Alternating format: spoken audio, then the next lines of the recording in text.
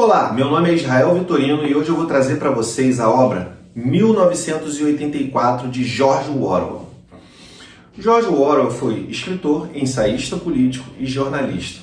Nasceu em 1903 na Índia Britânica e morreu em 1950. Logo, ele passou pelas duas grandes guerras, a ascensão comunista na União Soviética e o início da Guerra Fria.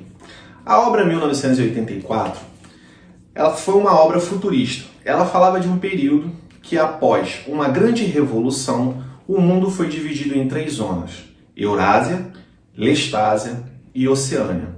O personagem principal do livro, Winston, ele vivia na Oceânia, que era controlada pelo partido que estava sob a batuta do Grande Irmão. Ninguém sabia quem era o Grande Irmão, ninguém via o Grande Irmão. Porém, toda a sociedade era vigiada 24 horas por dia, onde quer que estivesse e o que quer que estivesse fazendo, por câmeras. Nesse livro vocês vão encontrar termos como patrulha do pensamento. Bem atual, né?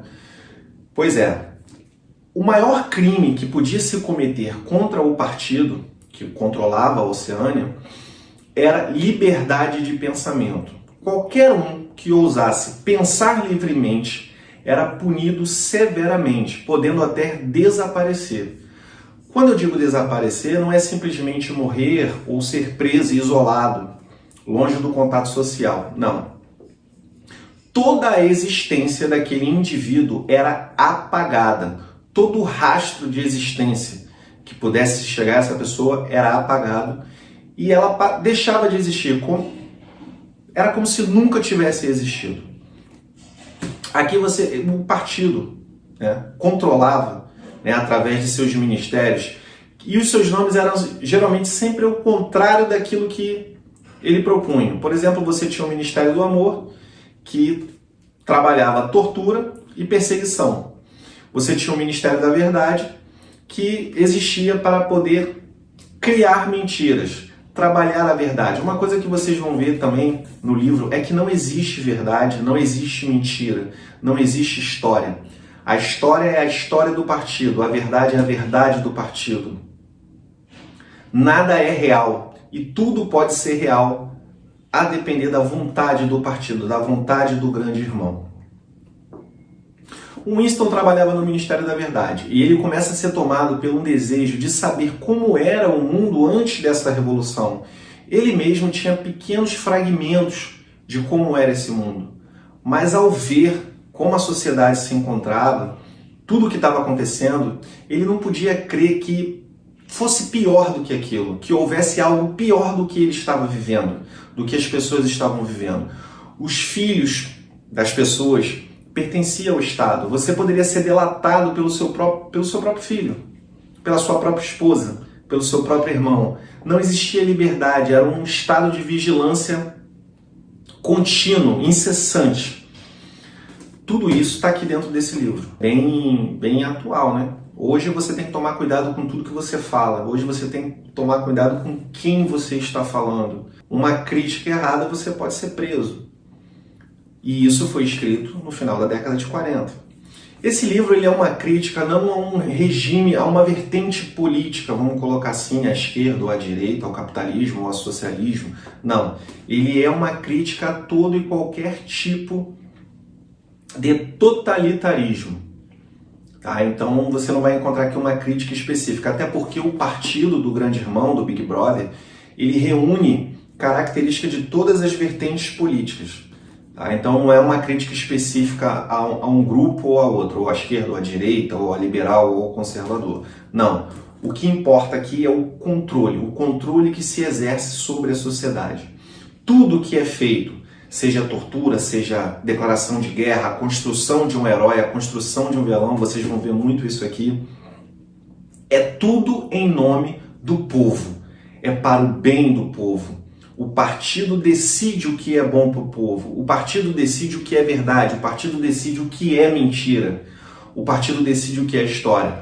E é interessante que depois dessa revolução, todas as grandes obras literárias, todos os grandes pensadores foram apagados da memória do povo. Gradativamente isso ia acontecendo, as pessoas iam perdendo a noção da história, ia perdendo a noção dos fatos. E a verdade era a verdade que o partido servia. Isso acontece aqui nesse livro.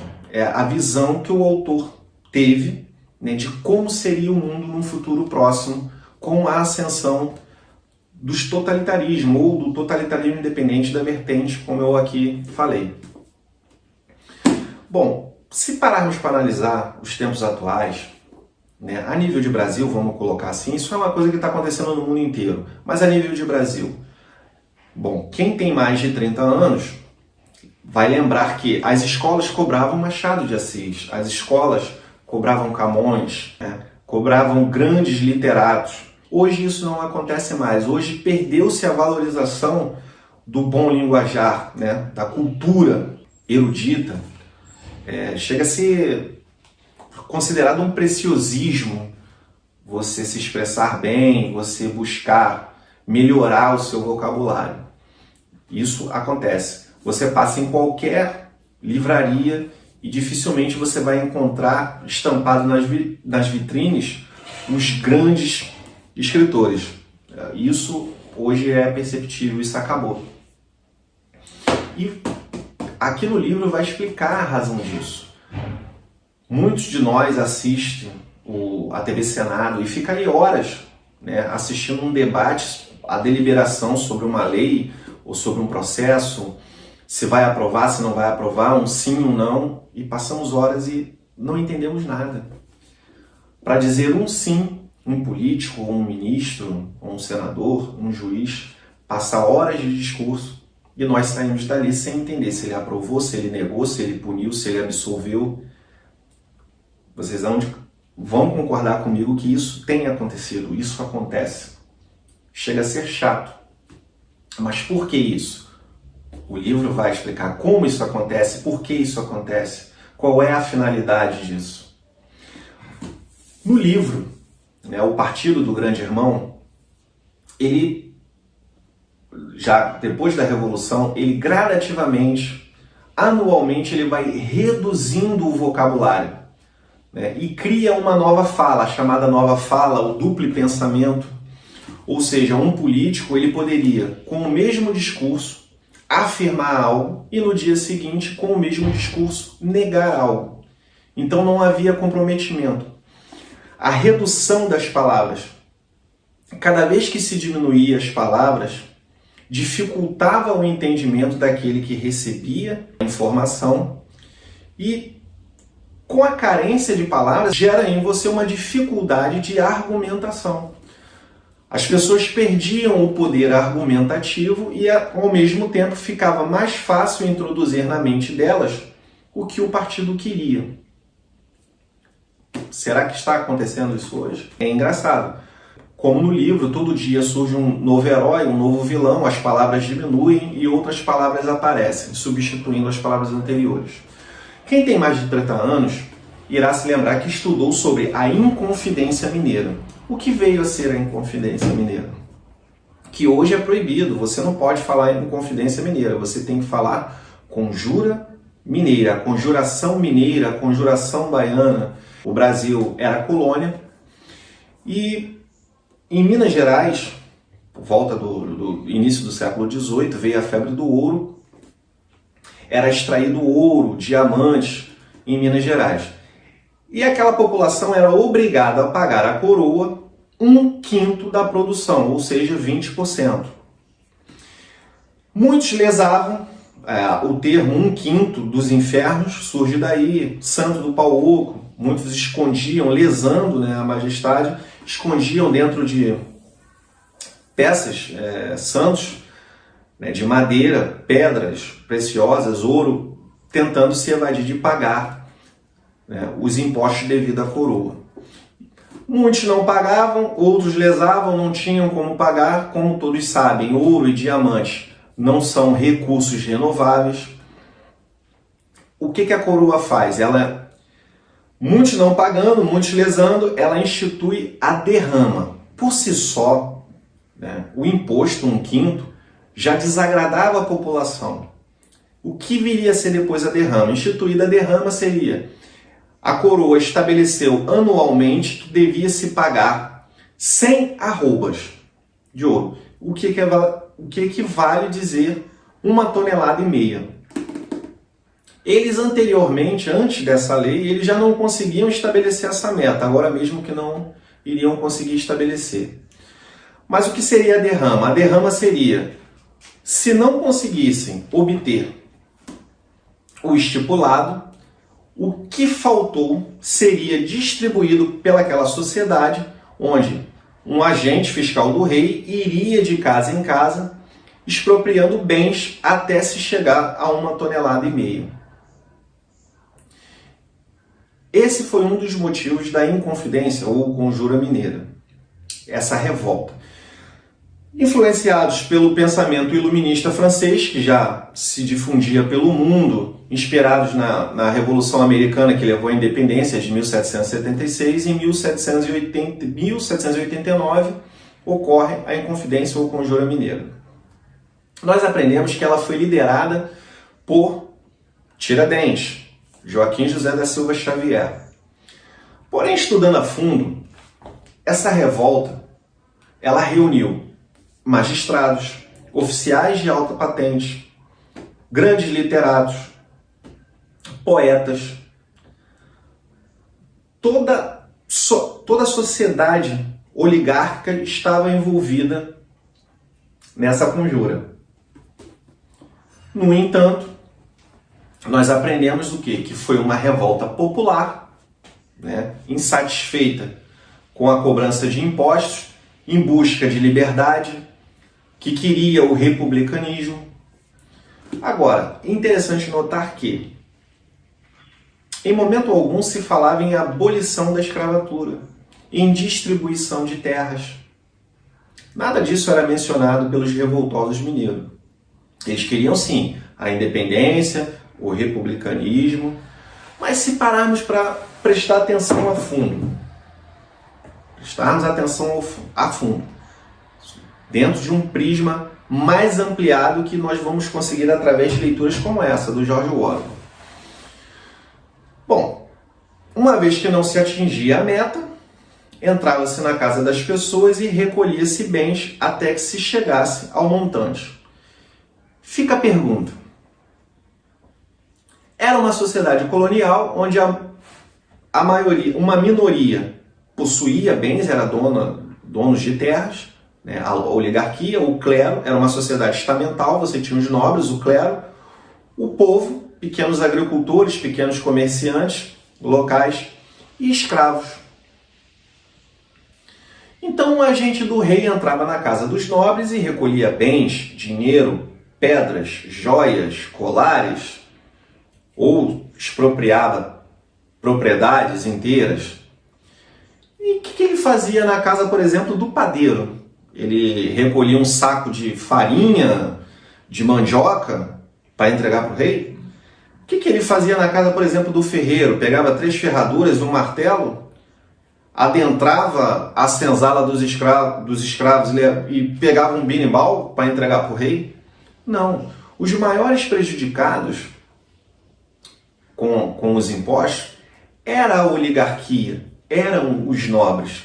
Essa foi uma revolta dos nobres e não do povo. E não do povo. Embora de uma certa maneira se afete a toda a sociedade. Mas os maiores prejudicados eram os nobres, o clero, os possuidores de terra. Dado a revolta, eles são presos. O Tiradentes é preso. Muitos historiadores, como Boris Fausto, Lilia Schwartz, acredita que ele tenha sido muito mais um propagandista da Revolução do que o líder da Revolução em si. Não faz muito sentido nós falarmos de uma sociedade que era extremamente preconceituosa e oligárquica, hierarquizada, dizer que um alferes, que não era de uma família nobre, porém também não fosse de uma família pobre, liderasse um grande número de magistrados, do clero, literatos, pessoas da mais alta estirpe. É fato que ele assumiu, ele era um propagandista entusiasmado das ideias liberais do republicanismo, lembrando que em momento algum se falava em repartição de terras, distribuição de terras, se falava em abolição da escravatura, mas ela ganhou essa denotação de revolta popular. Por quê?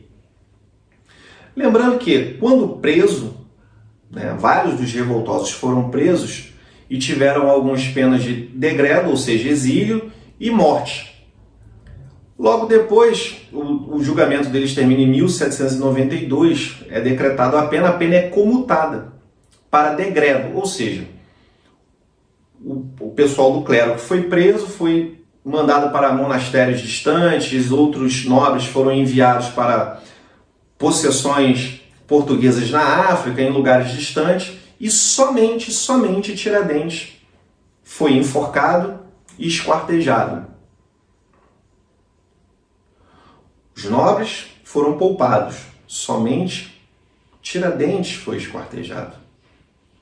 Muitos acreditam porque, por ser de origem humilde, ele não tivesse ninguém para falar dele junto ao rei, junto às autoridades. Mas o fato é que a pena mudou e só ele foi enforcado e esquartejado. Não se falava em Tiradentes até o período republicano. De fato, não podemos exigir que a monarquia exaltasse um inconfidente ou um conjurado, vamos colocar assim.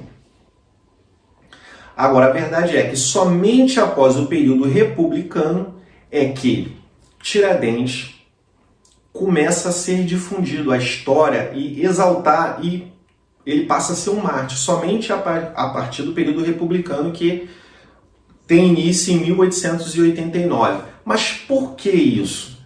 Como eu disse, não vamos exigir que a coroa, os reis, exaltassem um traidor.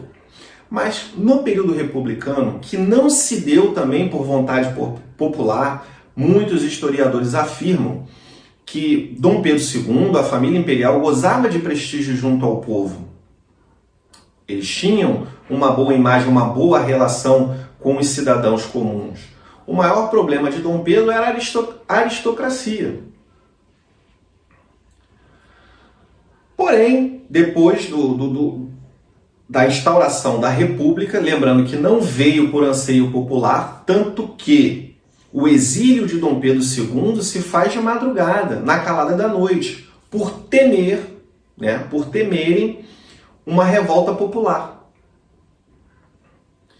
Então, para construir uma conexão com o povo e afirmar, legitimar a República, começa a se exaltar a figura de Tiradentes.